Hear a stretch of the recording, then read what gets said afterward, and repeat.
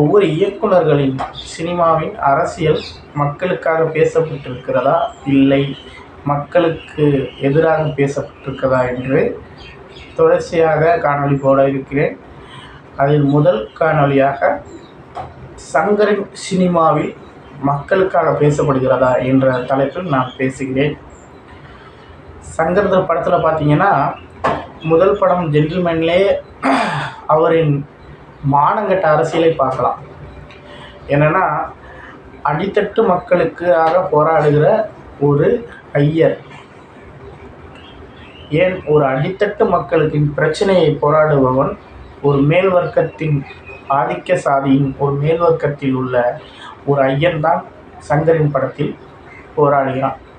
ஒரு படத்தில் என்று பார்த்தால் அது கதை என்று சொல்லலாம். தொடர்ச்சியாக சங்கர் படத்தில் அதை பார்க்கலாம். அதில் பார்த்திங்கன்னா, அந்நியன் படத்திலே ஒரு ஐயர் தான். அந்த அந்நியன் படத்தில் பார்த்திங்கன்னா, ஒரு ஐயங்கார் ஒரு ஐயனுக்கான அரசியலை தான் சொல்லியிருப்பார், முழுமையாக சொல்லியிருப்பார். ஒரு அரசியல் ஒரு சமஸ்கிருதத்தை எப்படி பேசுகிறது, சமஸ்கிருதத்தில் என்னென்ன வார்த்தைகள், கும்பி பாகம், நரக போச்சம் என்று தொடர்ச்சியாக சித்திரவதை பண்ணும்போது கூடி அந்த ஐயரின் அரசியலை சொல்லி மக்களின் விவாதத்தின் கதையின் ஊடலாக மக்களுக்கு சொல்லியிருப்பார். இவர் ஏன் சொல்கிறார் என்று பார்த்தால், இவரின் நோக்கமே அதுதான். ஒரு அடித்தட்டு மக்களை கேவலப்படுத்தி அந்த அடித்தட்டு மக்களை ஒரு விழிப்புணர்வுக்கு கொண்டு வர்றது அவரின் ஐயரின் உள்ள அரசியல். அவர் மேல்தட்டு உள்ள வர்க்கத்தில் உள்ள அரசியலை கீழ்த்தட்டு மக்களின் வாயிலாக திணிக்கிறார். அது பார்த்திங்கன்னா, சிவாஜி படத்தில் காசிமேடு ஆதி என்ற ஒரு கதாபாத்திரம் வந்திருக்கும். அவர் வில்லனாக இவர் சித்தரிச்சிருப்பார். ஏனென்றால் காசிமேடு என்பது தமிழர்கள் வாழும் பகுதி. ஒரு தமிழர் பாரம்பரியாக ஒரு கலாச்சாரத்தோடு சென்னையில் வாழுகிற பகுதி. அந்த பகுதியை இவர் கேவலப்படுத்தும் வகையில் காசிமேட் ஆதி, காசிமேட்லேருந்து தான் இவருக்கு வில்லன் வருவார். ஒரு மேல் பக்கத்திலிருந்து ஒரு சேட்டா, இல்லை எல்லா படத்துலையும் நம்ம பார்க்குறது அப்படி தான்.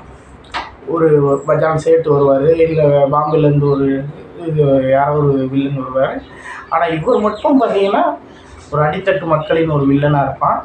ஆனால் அரசியல் ஒரு பிரச்சனையை தீர்க்கிறது மேல்தட்டு ஒரு சாதியிலிருந்து ஒரு அரசியல் செய்வான். இது தொடர்ச்சியாக அவர் செய்கிறார்.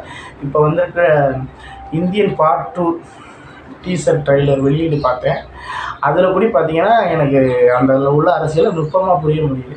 அதில் கூட லஞ்சம் வாங்குற ₹1 லஞ்சம் வாங்குறவங்களாம் கேள்வி கேட்குறான், நீ மாறணும். அடித்தட்டு மக்களை தான் இழிவுபடுத்துகிற மாதிரியே இருக்கும் சங்கருக்கு படத்தில். பல்லாயிரம் கோடியாக வாங்கிட்டு ஊழல் வாங்கிட்டு ஓடி போயிட்டான். அவனை பற்றிலாம் பேச மாட்டார். நீ திறந்து அடித்தட்டில் உள்ளவன் ₹1 உள்ளவனா திறந்து. இவர் அவங்க அடித்தட்டு மக்களை தான் கேவலப்படுத்தி கொண்டே இருக்கிறார். தொடர்ச்சியாக அவர் படத்தையும் நம்ம பெருமை பேசிக்கொண்டு பிரம்மாண்டம் என்று சொல்லிக்கொண்டு நம்ம தொடர்ச்சியாக பார்க்குறோம். இனி வருகிற ஒவ்வொரு இயக்குனரின் அரசியலும் கருத்துக்களையும் நான் தொடர்ச்சியாக பேசியிருக்கிறேன். இந்த அரசியலை பற்றி நான் முதலாக பேசியிருக்கேன், தொடர்ச்சியாக பேசுவேன். ஏனென்று பார்த்தால், நீ அரசியல் வேணாம் என்று சொல்லலாம், ஆனால் உன்னை ஒருபோதும் அரசியல் விட்டு போகாது என்று லெனின் சொல்லியிருக்கிறார். ஆடையிலும் அரசியல் இருக்குது, உணவுலேயும் அரசியல் இருக்குது, அனைத்துலேயும் அரசியல் இருக்குது. அந்த அரசியலை சினிமாவின் வாயிலாக இருக்கிறது. அது நல்ல நோக்கத்தில் இருக்க வேண்டும் என்று நான் உணர்கிறேன். அதை எப்படியெல்லாம் அரசியல் பேசுகிறார்கள் என்று நான் தொடர்ச்சியாக பேச நினைக்கிறேன். நன்றி, வணக்கம்.